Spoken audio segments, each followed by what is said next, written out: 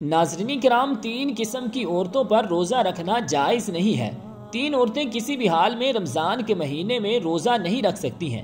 اگر ان میں سے کسی ایک عورت نے بھی روزہ رکھ لیا تو یاد رکھیں ایسی عورت کا روزہ کبھی نہیں ہوگا۔ ایسی عورت کو اللہ تعالیٰ کی طرف سے سخت عذاب ہوگا۔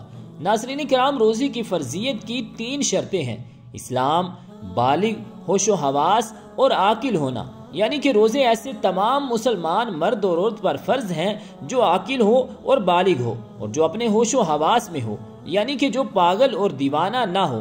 ایسے تمام مسلمان عورت اور مرد پر رمضان کے روزے فرض ہیں۔ اب اس کے علاوہ روزے کی فرضیت ادا کرنے کی 2 شرطیں ہیں: پہلی صحت مند اور تندرست ہونا، اور دوسری محکم ہونا، یعنی کہ بیمار آدمی اپنی بیماری کی حالت میں اور مسافر اپنے سفر کی حالت میں روزہ چھوڑ سکتا ہے۔ یعنی کہ ان لوگوں کو رمضان کے مہینے میں روزہ چھوڑنے کی اجازت ہے، مگر یاد رکھیں اگر ایسے شخص رمضان کے مہینے میں روزہ رکھنا چاہیں تو وہ رکھ سکتے ہیں، ان کا روزہ قبول ہو جائے گا، لیکن اگر نہ رکھیں تو ان کو کوئی گناہ بھی نہیں ہوگا، بعد میں ان روزوں کی قضا کر سکتے ہیں۔ لیکن یہ 3 عورتیں ایسی ہیں جن کا رمضان کے مہینے میں روزہ رکھنا حرام ہے، یعنی ان 3 عورتوں کا روزہ رکھنا جائز نہیں ہے۔ اگر ان عورتوں نے رمضان کے مہینے میں روزہ رکھ لیا تو ان کا روزہ کسی بھی حال میں نہیں ہوگا، بلکہ ان کو اللہ تعالیٰ کی طرف سے سخت عذاب بھی ملے گا۔ سب سے پہلی عورت وہ ہے جو حیض کی حالت میں ہو۔ ایسی عورت کا رمضان کے مہینے میں روزہ رکھنا حرام ہے، مگر ایسی عورتیں بعد میں قضا کریں گی۔ وہ رمضان کے مہینے میں بھول کر بھی روزہ نہ رکھے۔ اگر کوئی عورت حیض کی حالت میں روزہ رکھ لیتی ہے تو اس کا روزہ قبول نہیں ہوگا۔ حدیث شریف میں ہے کہ حالت حیض میں عورت روزہ نہیں رکھے گی، اور حیض کی مدت ختم ہو جانے کے بعد اس پر ان دنوں کے روزوں کی قضا واجب ہے۔ جیسا کہ حضرت عائشہ صدیقہ رضی اللہ تعالی عنہا فرماتی ہیں کہ حضور نبی اکرم صلی اللہ علیہ وآلہ وسلم ہمیں حالت حیض سے پاک ہونے پر روزوں کا حکم فرماتے۔ اس کے علاوہ روزے کی حالت میں اگر مغرب سے پہلے کسی بھی وقت عورت کو حیض آ جائے تو اس کی وجہ سے روزہ فاسد ہو جائے گا، اور پاک ہونے کے بعد اس روزے کی قضا رکھنا لازم ہوگا۔ جو عورت حیض و نفاس کی حالت میں ہو اسے کھانا پینا چاہیے، یعنی روزہ داروں کی مشاہبت کی وجہ سے تنہائی میں بھی بھوکی پیاسی نہ رہے۔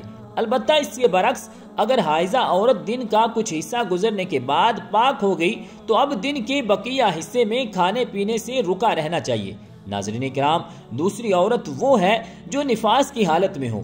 عورت کے لیے نفاس کے ایام میں نماز پڑھنا اور روزہ رکھنا شرعاً جائز نہیں ہے، البتہ ان ایام کے روزوں کی قضا لازم ہے، نماز کی قضا نہیں ہے۔ نفاس کتنے دن تک شمار ہوگا اور نماز روزے کی کب قضا لازم ہے؟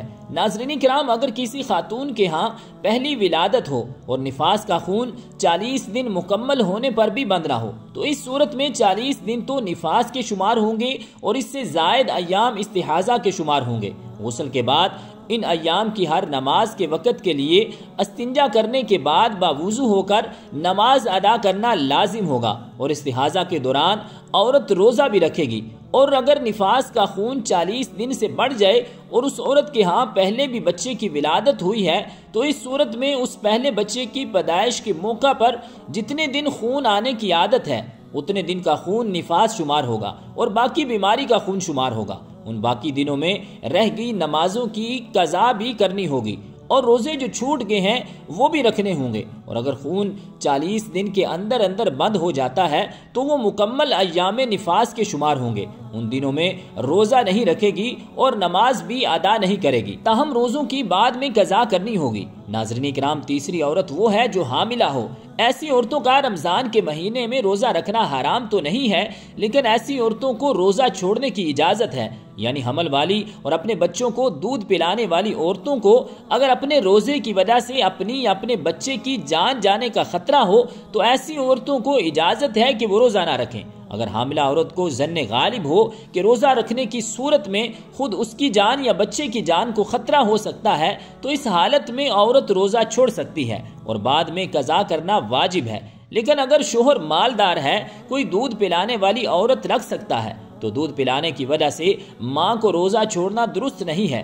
البتہ اگر وہ بچہ ایسا ہے کہ سوائے اپنی ماں کے کسی کا دودھ نہیں پیتا تو ایسے وقت میں ماں کو روزہ نہ رکھنا درست ہے اور بعد میں قضا کر لے۔ سیدنا انس بن مالک رضی اللہ تعالی عنہ بیان کرتے ہیں کہ نبی کریم صلی اللہ علیہ وآلہ وسلم نے ارشاد فرمایا، اللہ نے مسافر کو روزہ اور نماز کا نصف معاف کر دیا ہے، اسی طرح حاملہ اور دودھ پلانے والی کو بھی۔ سیدنا عبداللہ بن عمر رضی اللہ تعالی عنہما سے حاملہ کے بارے میں پوچھا گیا جسے اپنے بچے کے نقصان کا خطرہ ہے، فرمایا وہ روزہ چھوڑ دے، اس کے بدلے میں ایک مسکین کو ایک مد تقریباً نصف کلوگرام گندم دے دے۔ ناظرین کرام، اب میں آپ کو بتاتا ہوں کہ ایسی کون سی عورتیں ہیں جن کو رمضان کے مہینے میں روزہ چھوڑنے کی اجازت ہے۔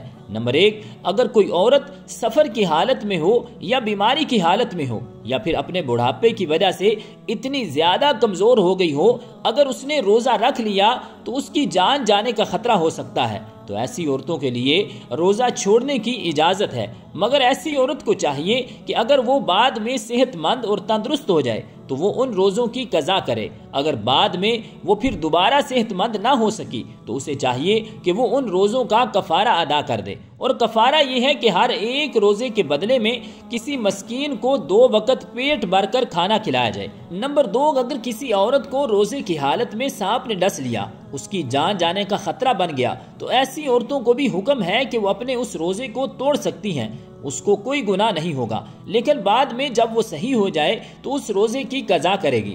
نمبر 3، عورت حیض سے پورے 10 دن اور 10 رات میں فارغ ہو گئی، اب اس کو چاہیے کہ وہ اگلے دن کا روزہ رکھ لے، اور اگر کم دنوں میں پاک ہو گئی اور اگر صبح ہونے میں اتنا وقت باقی ہے کہ اس کے پاس نہا دھو کر تھوڑا وقت بچے گا تو اس کو چاہیے کہ وہ روزہ رکھ لے۔ دین اسلام نے دنیا کے ہر خطے میں رہنے والے عاقل، بالغ اور مسلمان مرد اور عورت پر ماہ رمضان کے روزے فرض کیے ہیں۔ قرآن حکیم میں ارشاد ہوتا ہے، رمضان کا مہینہ وہ ہے جس میں قرآن اتارا گیا ہے، جو لوگوں کے لیے ہدایت اور جس میں رہنمائی کرنے والی اور حق و باطل میں امتیاز کرنے والی واضح نشانیاں ہیں۔ بس تم میں سے جو کوئی اس مہینے کو پالے تو وہ اس کے روزے ضرور رکھے۔